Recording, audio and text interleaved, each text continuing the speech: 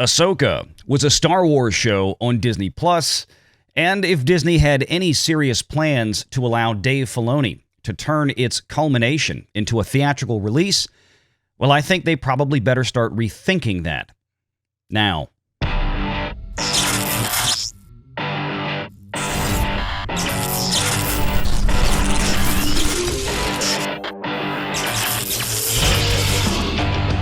Renegade Online.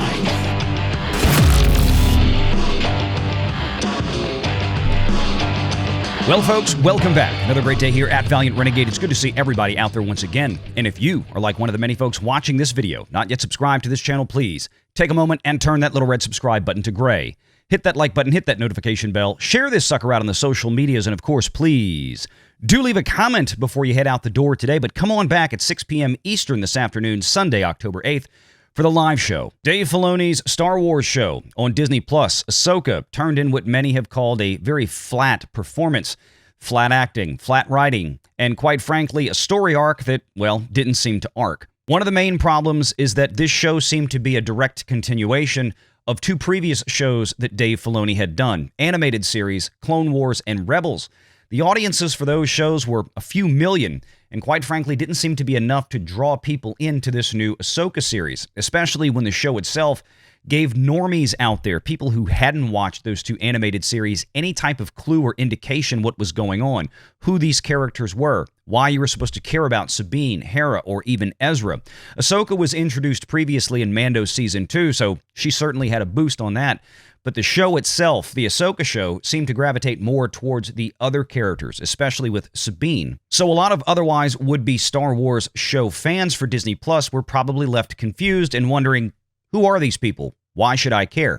And when you combine that with an arguably very slow pace of the show, you get a lot of fans that head out week over week and don't stick around for the rest of it. So why then would Disney still be considering spending almost $400 million between production and marketing, given the average budgets that Disney seems to spend on theatrical releases, to put a continuation of this show into cinemas to make this a big theatrical event, as they seem to have originally intended to do? The first indication that we had that things weren't going right was from Samba TV, just a few weeks ago on August 28th, where they calculated 1.2 million U.S. households had tuned in to watch the premiere of Ahsoka. As we've stated before, that is one of the lowest, if not equaling the lowest premiere watch that we have seen for a Star Wars show on Disney Plus, falling right down at the bottom of the barrel along with shows like Andor. To put that into perspective, look at House of the Dragon almost exactly 1 year before, with a 4.8 million measured U.S. households that tuned in. This measurement for House of the Dragon on Samba TV was L+3, or launch date, which was a Sunday, plus 3 extra days, Monday, Tuesday, Wednesday. Ahsoka was 6 days, or L+5, the Tuesday night primetime premiere, plus Wednesday, Thursday, Friday, Saturday, and Sunday. So if Samba TV had given us a similar 5 to 6 day measurement on House of the Dragon, this number would have probably been over 5 million. But at roughly 25% of the viewership of House of the Dragon, and quite honestly, very similar budgets, probably somewhere around $20 million an episode, you have to ask yourself, why would Disney want to invest to put the continuation of this into theaters, especially when it seems there's a very high degree of probability that it would yield a public embarrassment in terms of box office when compared to budget. But let's take a step back and be fair for a moment. Remember what Disney did just a few days after that Samba report came out? They released, in fact, the very next day, Ahsoka drew 14 million views for the first episode. Lucasfilm and the Walt Disney Company are thrilled and humbled to announce that Part 1 of Ahsoka, Master and Apprentice, that is just the first episode. Now remember, they released 2 episodes in that first week, but they say that first one was the most watched title on Disney Plus this past week. The debut episode garnered 14 million views, making the series #1 globally on the streaming platform. So if you pay careful attention to the language that they used and the way they structured that statement, you'll recognize that the episode itself was the most watched episode, at least in terms of how they measured what a watch was. But in terms of total global watch time consumed of anything on Disney Plus, that crown still went to Bluey. a show that Disney doesn't even make. Take a look. From the very first week that Ahsoka came out, the Nielsen numbers that came out about 3 to 4 weeks later, the first 2 episodes of Ahsoka garnered 829 million minutes watched in North America, where Nielsen measures. Bluey, on the other hand, which had recently released a new season, had 1.027 billion minutes. But again, these are US only numbers. So let's go back and look at Disney's and figure out what really happened here. If we scroll down to the bottom, we have a footnote that says a view is defined as total stream time divided by runtime available. Now, the runtime available for that first episode was 55 minutes. The runtime available for episode 2 was 42 minutes. But Disney only gave us figures on what they calculated for the first episode, and they weren't actual views, or they weren't even just unique views.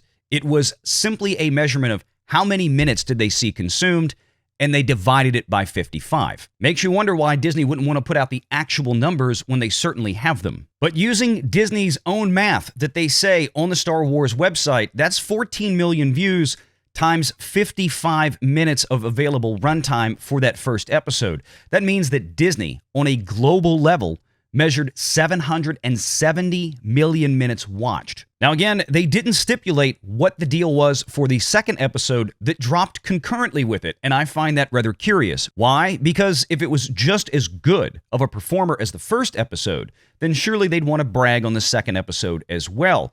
Even if it had a modest drop-off of maybe 10%, you'd still want to throw it out, but they didn't. But let's assume for a second that everybody who watched the first episode that week also watch the second episode in the same exact fashion. That means the total for the week, instead of 770 million minutes watched measured by Disney, would be somewhere closer to 1.35 billion. The second episode was 42 minutes long, using the same 14 million viewership that Disney stipulates here and adding it to the 770 that we started with. Let's take a look at that Nielsen chart one more time. Nielsen measured 829 million minutes watched in the US and Canada, North America alone, and Bluey at 1.027 billion. That means that globally, if everybody watched the second episode of Ahsoka like they did the first, and we got that 1.35 billion minutes watched, it would only be doing slightly better than Bluey did in the US and Canada by itself. But Bluey, of course, is distributed by Disney Plus in a great number of international markets. We don't have Nielsen ratings on that for obvious reasons. They don't measure there. So it seems plenty obvious to me that in terms of what was being watched on Disney Plus that week the most, it was Bluey by far and away. But let's say the second episode had a modest drop-off of, say, 20 to 25%. That would put Ahsoka's numbers in the 1.1 billion minutes watched globally range. That's still not that good. We've got 90-minute Netflix films that do that in the US and Canada alone, week in and week out when they debut. And Ahsoka's combined runtime for those first 2 episodes was a little over 90 minutes. But if we were to take the Nielsen measurement of 829 million minutes and the Disney Plus measurement of 770 million minutes, and then factor in even generously a total repeat of that in the second episode, that means that the international audience for Star Wars is definitely shrinking, and it's shrinking at a faster pace than what it's shrinking at here in the US. Just take a look at The Force Awakens from 2015. You had about 55% of that film's performance coming in from overseas, 45% from the North American market. But when we juxtapose what Disney is suggesting for the first episode versus what Nielsen measured for the first 2 episodes, and then doing a little bit of basic extrapolation on Disney's numbers, we come up with the fact that, well, the North American market is what's feeding Star Wars on television much more heavily nowadays than the international market. So the crux is, if the market internationally that you're depending on largely to drive the box office for a Star Wars film is shrinking back, and that audience is not watching things like Ahsoka in the numbers you need them to, probably because that audience also didn't watch things like Rebels and Clone Wars that Dave Filoni did before, how then are you going to expect that audience to drive into theaters to see the continuation of a storyline that they didn't watch to begin with on TV and are completely unfamiliar with? And if you didn't catch the last video on the topic, we've been doing our analysis week over week on the Nielsen numbers. This is a chart that I custom built above to do just that. And as you can see, between episodes 3 and 4, or weeks 2 and 3 of Ahsoka, they lost at minimum over 13% of the viewing audience. And the reality is probably much higher. And that was the episode that Hayden Christensen returned as Anakin Skywalker in the final moments in a cameo. And whether you think Ahsoka is a good show or not really isn't the problem. There's simply not enough people watching it at the end of the day. And those numbers seem to be getting worse and worse each and every week as new numbers come out from Nielsen. We're still waiting on episodes 5 through 8, and I expect to see a similar trend to what we saw in week 3. It's not a matter of Ahsoka being a good or a bad show, or whatever your personal opinion is. It's simply a matter of there aren't enough eyeballs on it to justify turning this into a $400 million capital expenditure for a theatrical release. And if that wasn't enough, we know there really hasn't been any type of merchandise that was put out connected directly to this show. Yes, you can still find some Ahsoka merchandise and maybe 1 or 2 pieces of Ezra or Sabine, but everything out there that we've seen was left over from what was produced for Rebels years ago. It looks like Hasbro and other merchandise manufacturers took a solid pass on this. See, the way that this usually works is that they would have toys and merchandise ready to go for when a big show or film gets released, not wait to see how it does and then maybe make a couple of things a year later. And Lord knows people like Hasbro have been burned so many times by Disney on Star Wars and Marvel in recent years, it would be totally understandable if they decided to just sit this one out. And based on the results that we're seeing from places like Nielsen and Samba, they made the right call. There is no business sense for the Walt Disney Company to allow a major Star Wars theatrical release based in this storyline, the Dave Filoni Star Wars storyline, to go to theaters, especially helmed by Dave himself. The audience simply isn't there to justify what would be an over $400 million expense.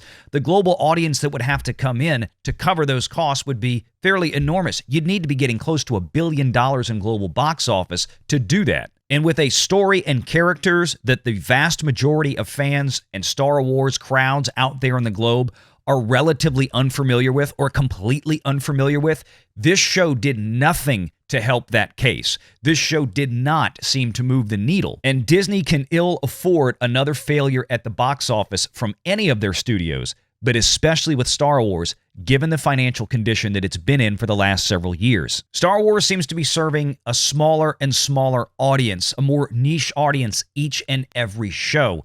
Yeah, there's a lot of rabid fans out there, but they're just shrinking in number, and the budgets that these projects command are just too enormous for this to continue long term. I think if Disney is stuck on the notion of taking the Dave Filoni verse, the Dave Filoni brand of Star Wars, and turning it into a feature-length film, they had better keep it exclusively on Disney+, because a theatrical release would probably be an absolute humiliation. Make sure you're subscribed to Valiant Renegade and join us every Sunday at 6 p.m. Eastern for the live show.